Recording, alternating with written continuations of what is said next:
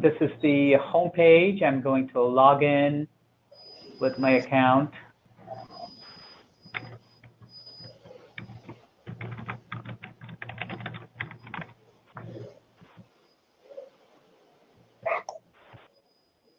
After I log in, I'm greeted with this this pop-up window, some user agreement. Going to agree, and is the layout of the tool. As I explained, you can look at what precipitation stations are available for the project area, and then the PET, turning up the PET locations will show you the locations of the PET data sets.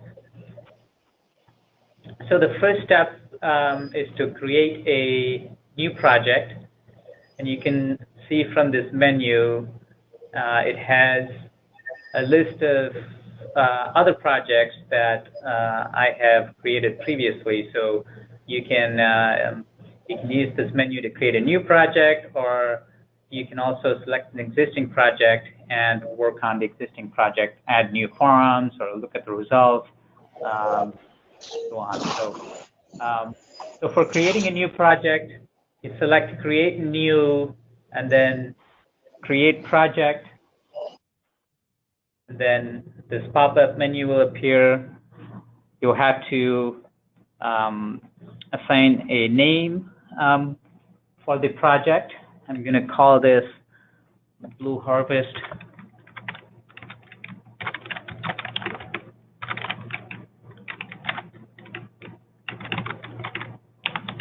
El Salvador.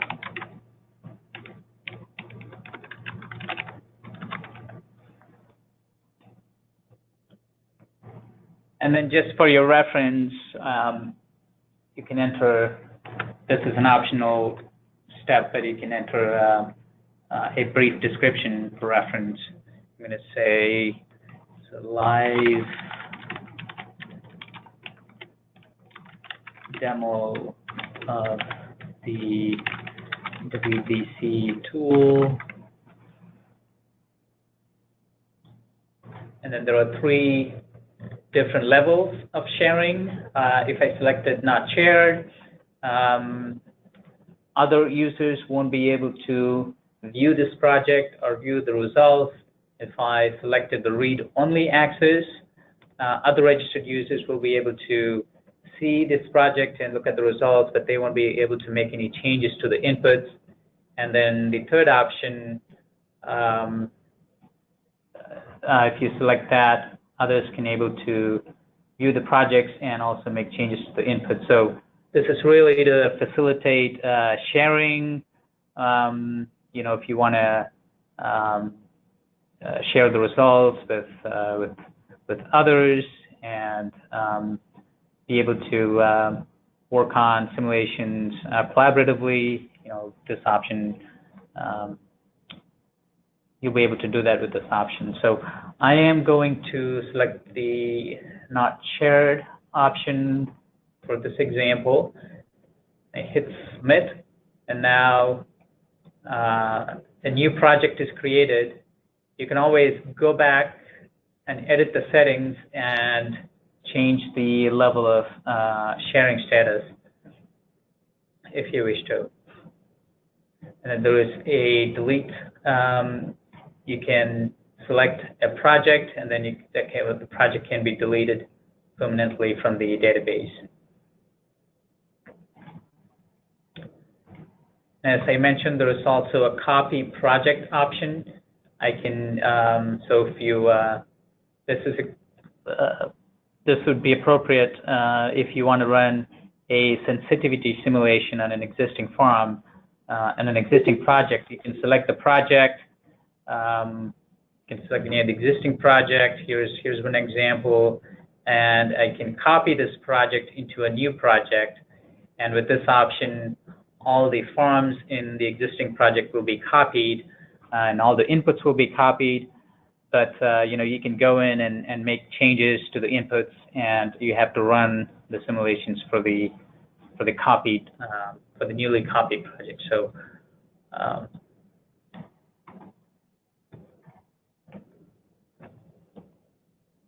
that's the new project I just created. After creating the new project, the next step is to add a form to the project, and there are 3 different options to add a form. You can sketch the form directly on the map, and you can upload shape files, and you can also copy an existing form from an existing project.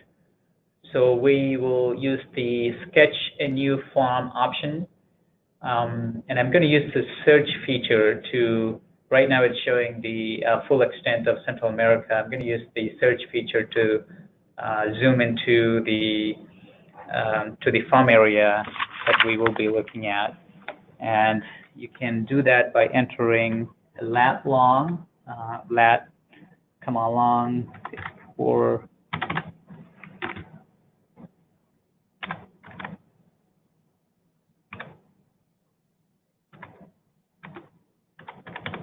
No, they could also put in just the name of the area. Would that work too? Like the municipality or something? Yep. You can search by municipality. It'll take you to that location. Then you can zoom in.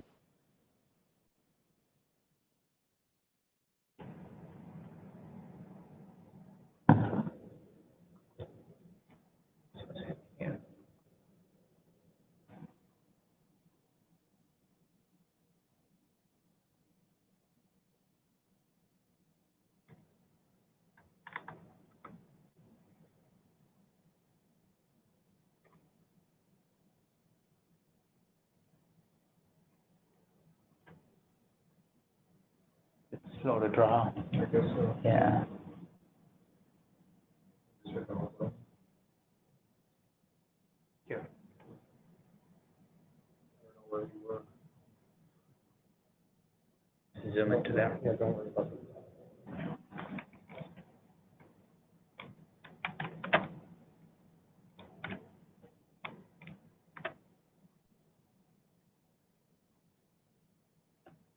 So the tool is, after I hit the lat long, it's a little slow to load, so I'm going to use the shift, and then you can draw on the map to zoom to a location.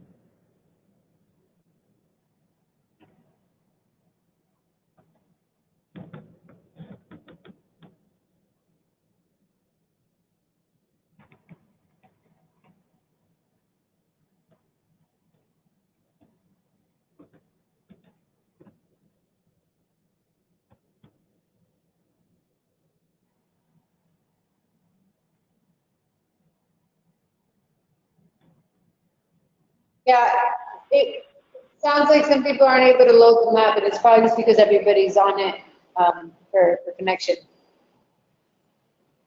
So you just have to be patient, no? Yeah, it sounds like it's loading a little bit slow because others are in the. There's probably a lag too in what you're seeing versus what we have on the screen here. Might just want to wait for a minute. Catch up.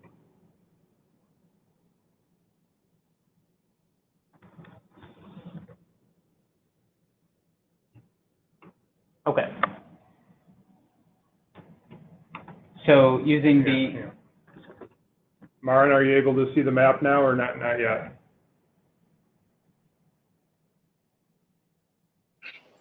Yeah, I can see that you're zoomed in, but I'm not sure if everybody else can. Va a haber un poco de atraso, delay, entre todas las conexiones, entonces hay que ser un poco paciente.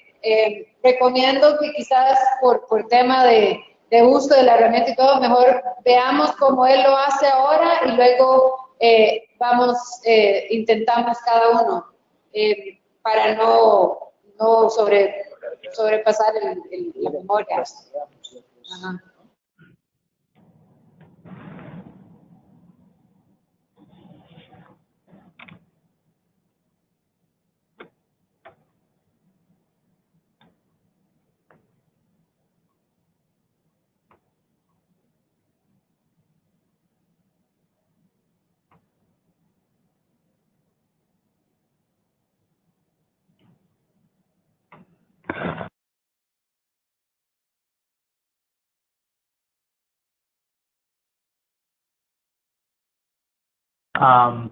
So let's go ahead and sketch a farm area using the sketch tool.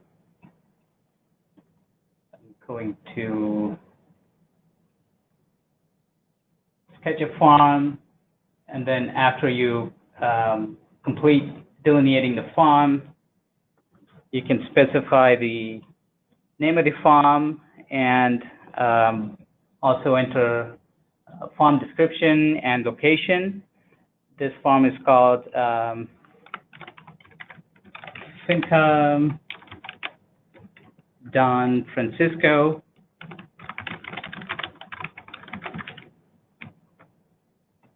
And it's located in El Refugio micro watershed.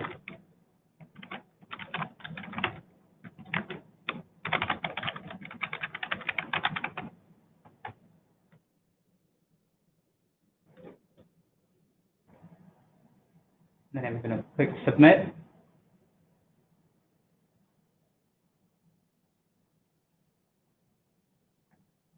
In the project, a new farm is now added to the project.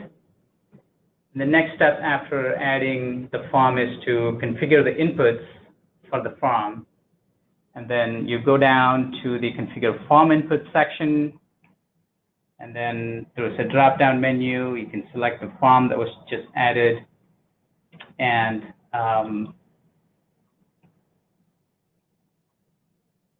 if you hit configure inputs, it'll pop up this window. There are really two options to configure the inputs. One option is to directly enter the inputs in the WBC interface. The other option is to use an Excel template. You can specify all the inputs in an Excel template, and then once the spreadsheet is uploaded, the tool will automatically populate all the inputs. So here are the different inputs. We need general information about the farm, dimensions, total width of the evaluation area, and the and slope length, and then the average slope of the farm. And then if there are any infiltration pits and ditches, we need to specify the depth. We need to select the soil inputs, and here there's a drop-down menu. The user can select the appropriate soil texture, and it'll populate the bulk density values. And here's some general guidance to assign a soil depth value to the farm that you're working at. And then here's options to enter metadata. The tool has automatically picked up a farm location. This is Santa Ana.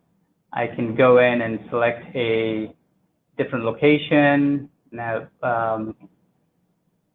this is El Pongo International Airport. It's got more years of data. And then the user have to configure the pre and post transacts for the farm. So I'm going to show how to configure the inputs in a spreadsheet, and then we can upload the spreadsheet. The inputs will be populated. There is also option here to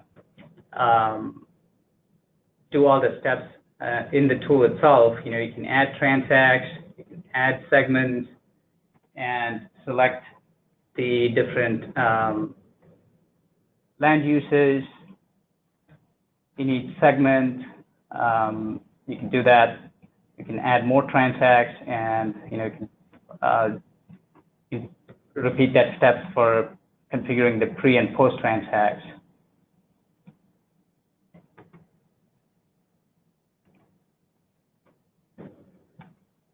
And to configure the inputs in a spreadsheet, there is a link here to download the spreadsheet template. If you click on that, the spreadsheet will be downloaded. You have to your local hard drive. You have to navigate to where it's stored.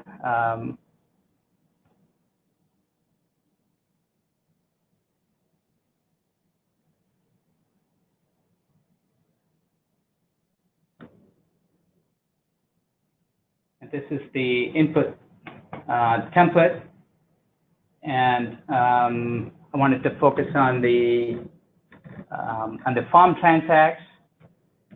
There are two transacts in the template. One is the pre-intervention transact, and the other one is the post. And to add more transacts, you can simply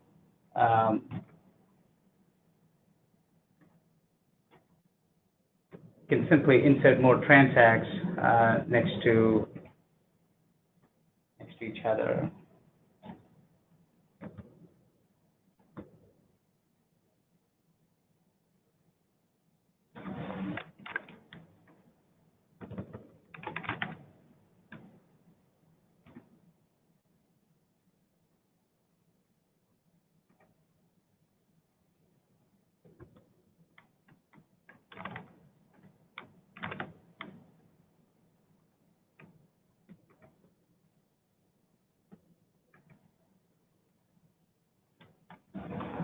Yep, now I've added another transact for the pre-intervention condition, and it's important that there is a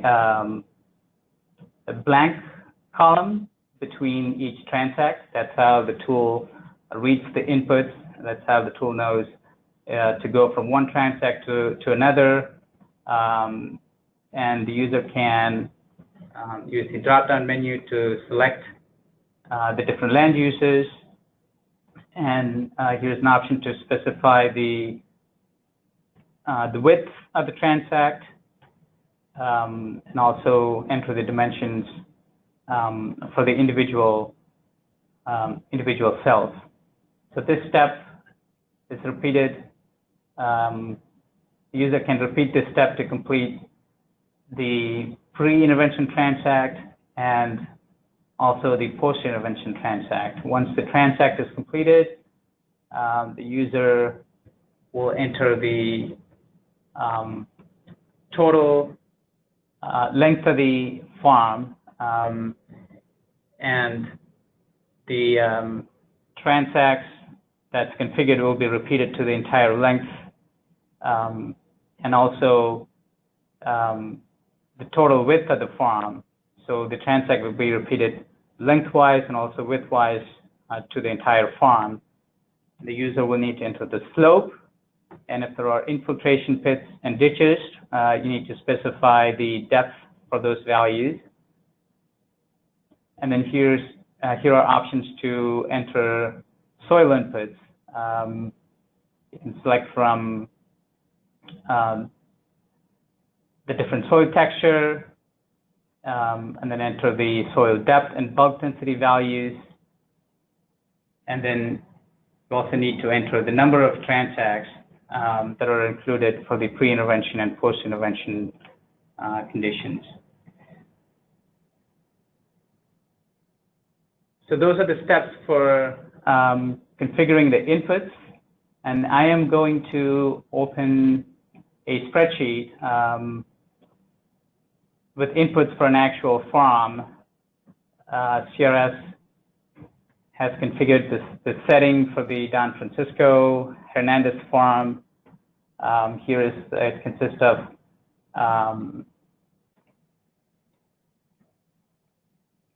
It consists of 8 transacts for the pre-intervention and then 8 transacts for the post-intervention.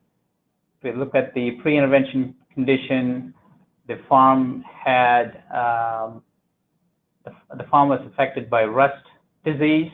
There is some shade species, and here's the layout of the transact. And then if we look at the post-intervention condition, you can see there are different practices and patterns.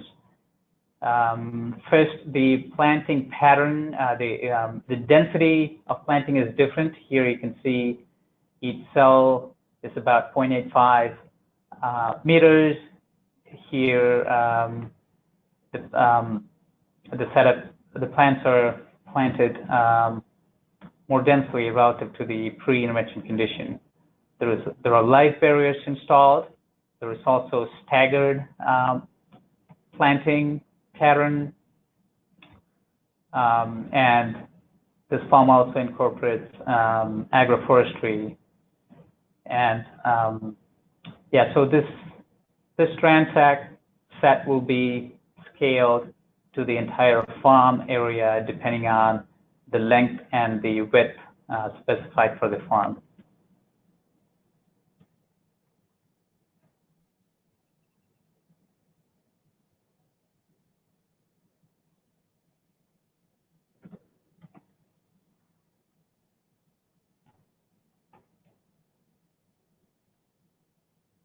So the next step, I'm going to upload the Excel spreadsheet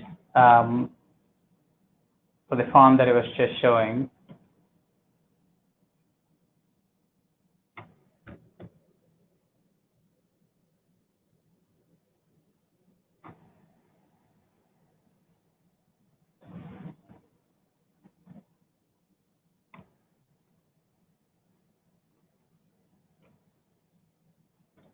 And then after I uploaded the spreadsheet, I'll get this message saying that the upload was successfully completed.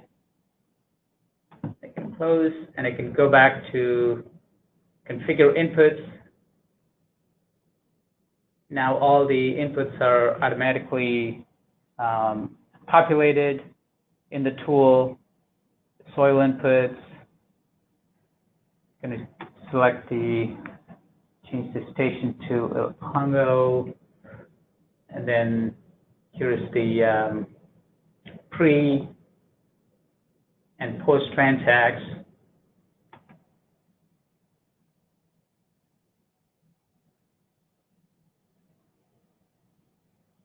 And the user needs to select the number of years to be included in the simulation. Going to include a few years.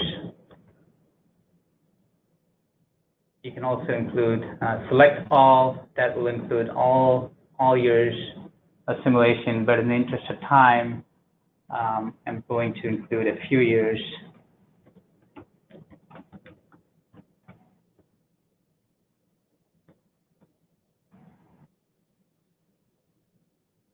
Once you're done with that, you save, and the tool will display the farm configuration was successfully saved. The next step, now the inputs are completed. The next step is running the simulation. And you go down to Run WBC Simulations menu, and then click the Run Simulations button. Here, now the farm is loaded. If you had multiple farms in this project, all of the farms will be listed here. The user can select a single farm or multiple farms or all farms in the project to run the simulation. So let's select and click Validate. And the tool tells me there are no errors associated with the inputs. Then I'm going to run now. If I hit run now, the simulation will start right away, and then I'll have to wait for the simulation to complete.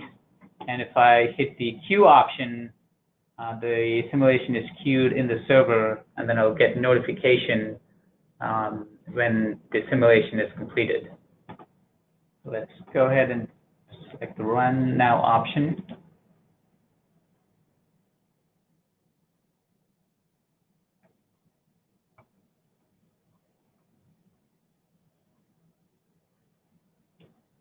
It'll take about a minute or so to complete the simulation.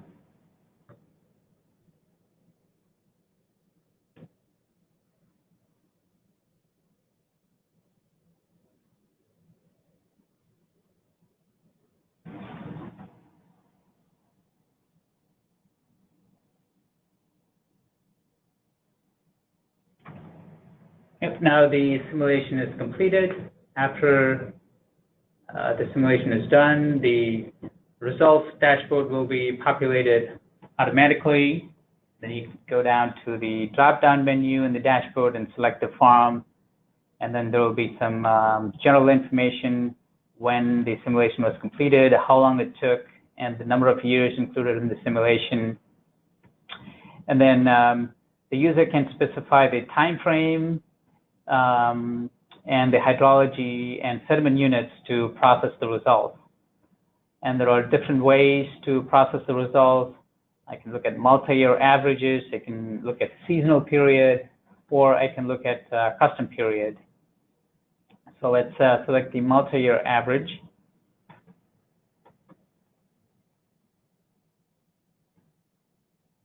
And then after I select the multi-year average, I can specify the start and end year.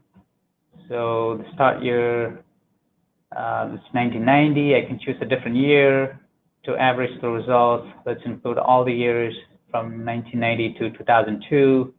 The hydrology results, you can select between different units, and same for sediment units. Once that's completed, the tool will display the results for the pre and post-intervention condition, and also the difference between the pre and post conditions.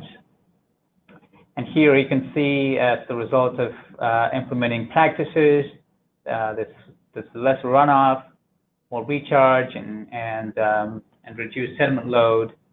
And then there's also more evapotranspiration because the planting patterns are different. Now it's more densely planted, but now the farm is also growing healthy trees, so there's more evapotranspiration.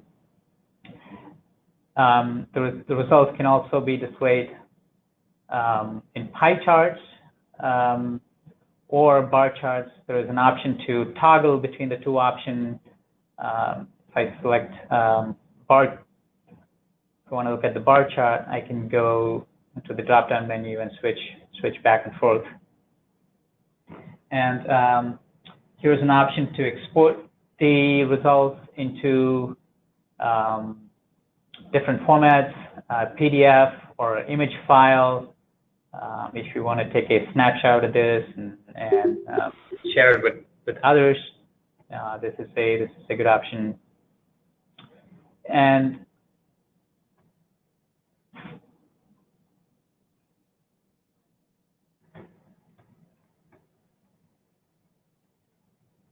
I also want to show how to export the results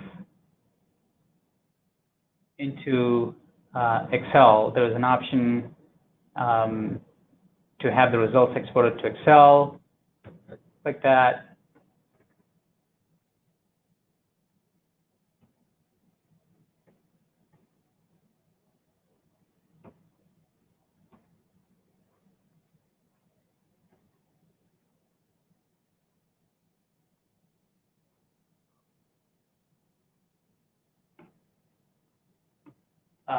Before using this export to Excel option, the user needs to define the time frame that to export the results. You can select, as I mentioned earlier, you can select from the different options.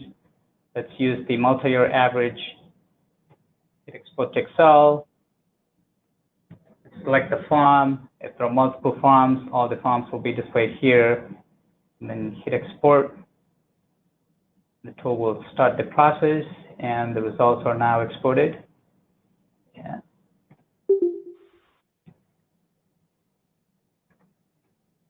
The results are exported as a zip folder. You have to unzip to look at the Excel file.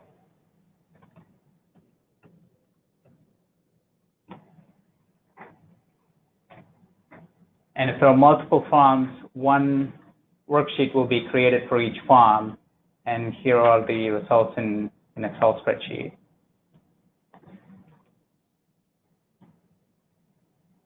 Obviously, there's this water balance result, and there is also the Excel spreadsheet.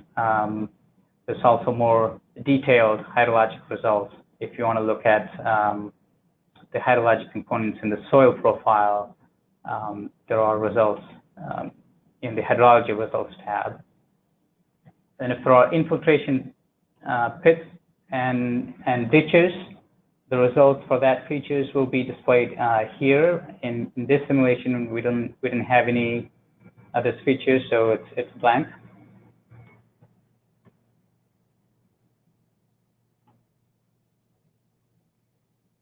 Yeah, so that's all the steps for creating a project and analyzing the results.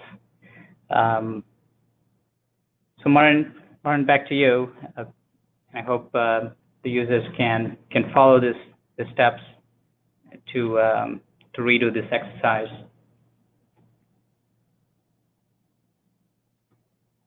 So I just wondering if you could elaborate a little bit on the result type frame, the multi-year average.